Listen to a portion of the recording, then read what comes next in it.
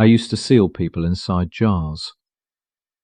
People ask me, how does a person even get there?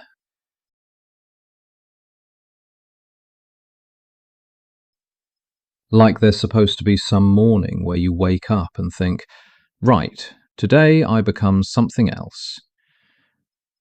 That's not how it works. It's slow. One small thing, then another. And at every step it just feels completely normal. My name is Vladimir. My father was a surgeon.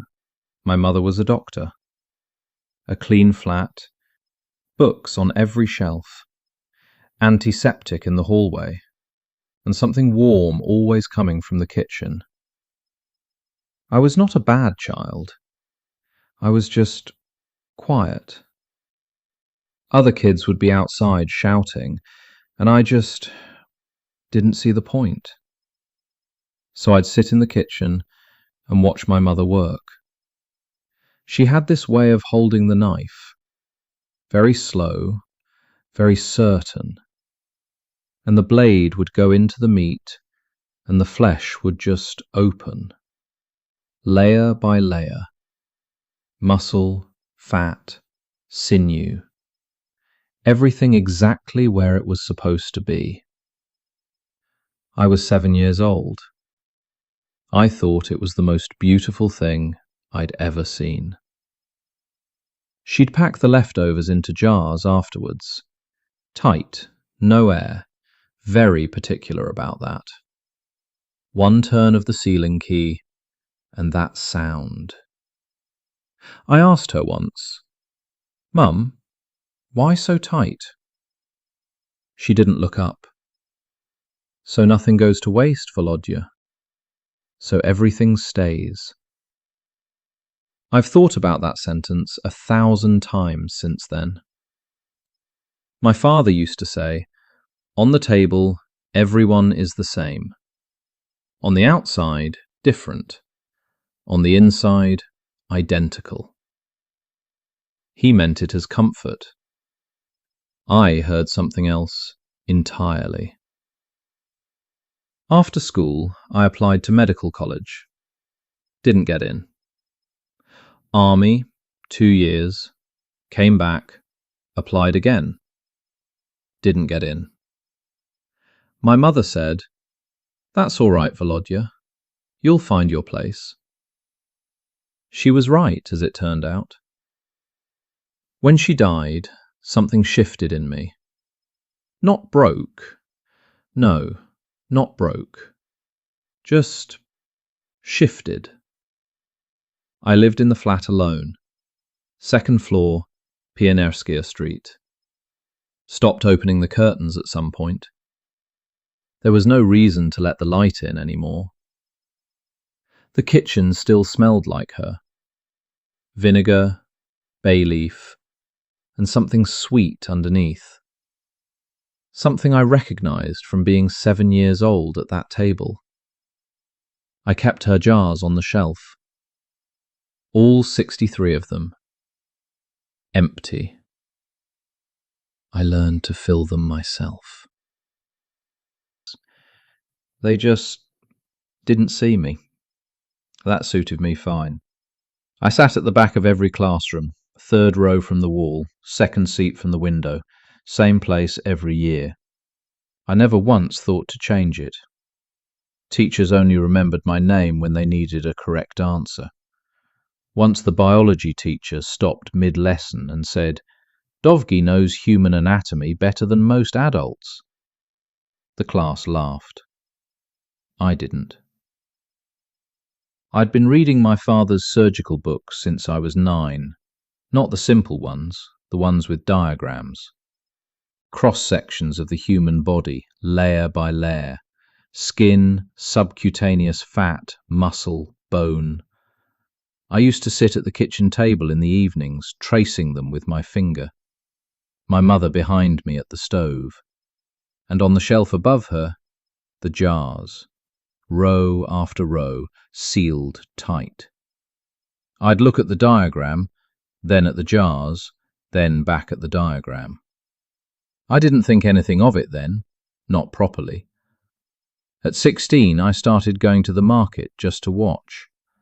There was one butcher, old, grey apron, thick hands. He'd been there since before I was born, and he could break down a pig carcass in 4 minutes. I timed him once. I'd stand at the edge of the stall and watch his hands, the angle of the blade, where he placed the pressure, where he let the knife do the work instead of forcing it. He noticed me one day and said, "You want to learn, boy?" I said yes. He showed me how to hold the knife, not gripped, rested. He said, "The knife doesn't need your strength, it needs your patience." I practiced at home after that. Chicken, pork, lamb when we could afford it. My mother would watch me sometimes without saying anything, and when I finished, she'd take what was left, trim it, season it, pack it into the jars. Tight, no air, one turn of the sealing key, done. She never spoke while she worked. Neither did I. That was our conversation. The year I applied to medical college, I studied for 11 months straight, every night at that same table. My mother would bring me tea at midnight without being asked, just set it down next to the books and go back to bed without a word. The results came on a Thursday. I didn't get in. My father said nothing. My mother said, "It's all right, Volodya, you'll find your place." I went to the army that autumn, 2 years, came back, applied again. Didn't get in. That was the last time I tried. My father left that same year.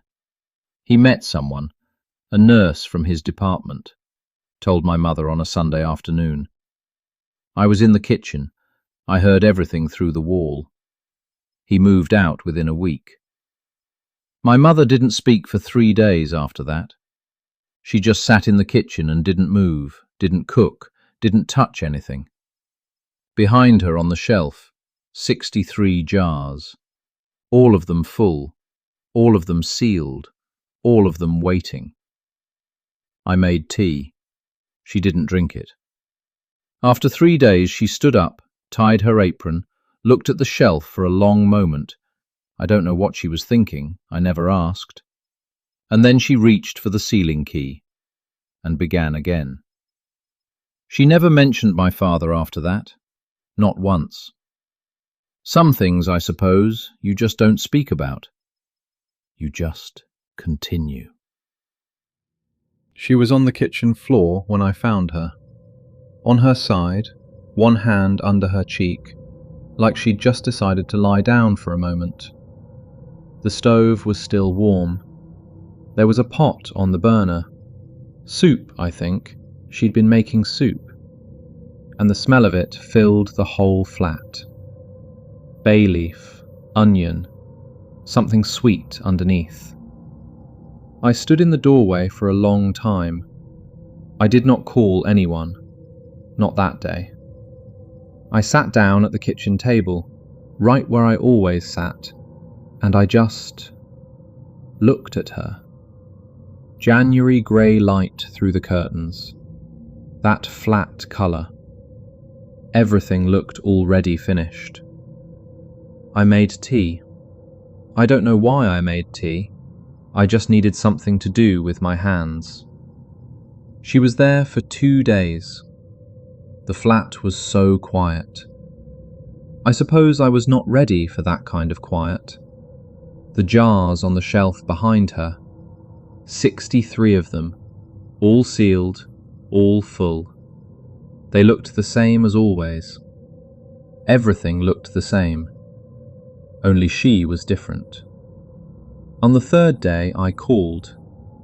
They came, they took her, and just like that, the flat was empty. The smell changed after a few weeks. The soup smell faded. The warmth faded. And what was left was just dust and something cold underneath it. I kept the curtains closed. I stopped answering the door. I cooked every day. Not because I was hungry, just because I needed the smell back. Vinegar, bay leaf, the hiss of the stove. Something that felt like before. I filled her jars one by one. Preserves, pickles, anything. I needed the shelf to look full again. Maybe I understand now why she never threw anything away. That winter, I met Olga. She was standing outside the market, no coat, January, coughing into her sleeve. That kind of cough, wet, deep from the chest. I'd read about it in my father's books. Tuberculosis. I asked her if she needed somewhere warm. She looked at me for a moment, sizing me up, I suppose, and then said yes. She moved in that same week. She slept on the couch, coughed through the night, and I could hear her through the wall, that same wet sound, over and over. I thought I could help. I'd read about an old remedy, rendered dog fat mixed with honey and herbs, something from one of my mother's journals. I told Olga about it. She said, "Try it." So I started with the dogs. There were always strays near the market, behind the bins, half-starved, nobody looking for them. The first time was difficult. The second time was less so. I rendered the fat in the kitchen. Slow heat. The smell was strong and sweet, in a way that sat at the back of your throat. I opened the window, mixed it with honey and thyme. Olga said it helped, said she could breathe a little better. I don't know if that was true, but she stayed. My father came once, about a month after the funeral. He sat across from me at the kitchen table, and I made him food. Meat, slow cooked, with carrots and pepper. He ate it. He said it was good, asked where I got the meat. I said a badger, from a trap in the woods. He looked at me for a moment. We went to the woods. No trap, no tracks, nothing. When we came back, he sat down again and looked at his plate for a long time. I said, "All right." It wasn't a badger. It was a dog. He didn't say anything. He just put his fork down, very carefully. The way you put something down when you don't want to make a sound. He stood up, put on his coat, and at the door he stopped. He turned back and looked at me. Really looked. The way he used to look at patients before surgery. And he said, "Vladimir, what are you becoming?" He didn't wait for an answer. I never saw him again after that. That winter, the shelf started filling up again. But it wasn't beef. People always assume there must have been some special place, a basement somewhere, a room, something separate. There was no basement. It was a kitchen, 6 square meters. The same kitchen where my mother made soup, where I did my homework, where my father washed his hands under hot water and told me everyone looks the same on the inside. He wasn't wrong. Night was better. The building went quiet after 11, you know. Neighbours asleep, the pipes settling, nobody knocking. You had until morning if you needed it. I learned to work slowly. My mother's butcher was right about that. Patience. Let the knife do the work. Don't force anything. The stove ran all night on those nights. I kept the window open a crack, just enough. The smell was something I hadn't really prepared for. Sweet and heavy. The kind that settles into the walls, into the grout between the tiles. The first time, I scrubbed for a long time afterwards. Bleach, hot water, bleach again. Then I put a pot of soup on, bay leaf, onion, pepper, and left it simmering until morning. By the time the building woke up, the whole hallway smelled like someone's grandmother was cooking. Nobody ever knocked and saw anything they shouldn't have seen. I became very good at soup. I used my father's knowledge for the sorting. He always said every part of the body had a purpose. On the operating table, nothing was wasted. I took that seriously. The meat went into the jars, packed tight the way my mother taught me. No air, one turn of the sealing key. The fat I rendered slowly on low heat. It came out pale, almost white, lighter than pork fat, with a smell that was sweet in a way that sat at the back of your throat. I used it in porridge, in stews. The bones, the parts that couldn't be used, those I wrapped and took to the river or buried in the ground near the building at night. The Dnipro takes everything quietly. It always has. I kept a notebook, small, brown, from the market. Date, one letter for the initial, a brief note. My mother always said a good cook keeps records. The jars went on the shelf above the stove, the same shelf where her jars used to stand. From a distance, nothing had changed. Neighbours came by sometimes. People borrow things, they knock, they look around. And they'd see the shelf and say, "Oh, you still make preserves like your mother?" I'd say, "Yes." They'd ask what kind. "Beef," I'd say, sometimes mixed, homemade. They always said it smelled wonderful. Olga was the one who went out. She knew where to find them. Women by the roadside, near the highway, near the station. People with nowhere particular to be, and nobody likely to make a phone call if they disappeared. She talked to them, friendly and easy, invite them back for something warm to eat, and they'd come because she looked like someone who understood having nothing. Which she did. That part was true. We didn't discuss the details between ourselves. She brought them, I handled the rest. Some arrangements are cleaner without words.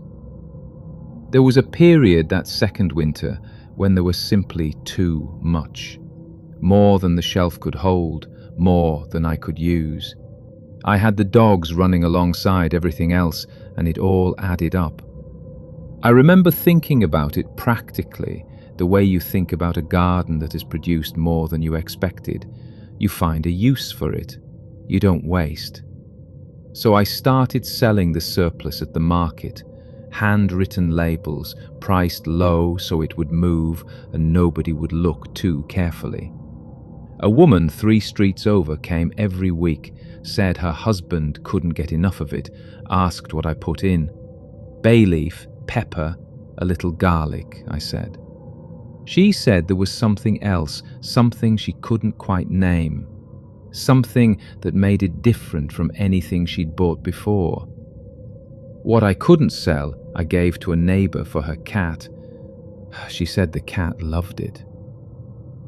By the 3rd year, it was just part of the week. The notebook with its neat rows of letters and dates.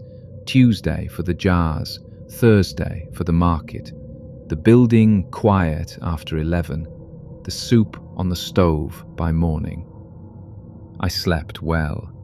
The flat was always clean, always warm. I ate regularly.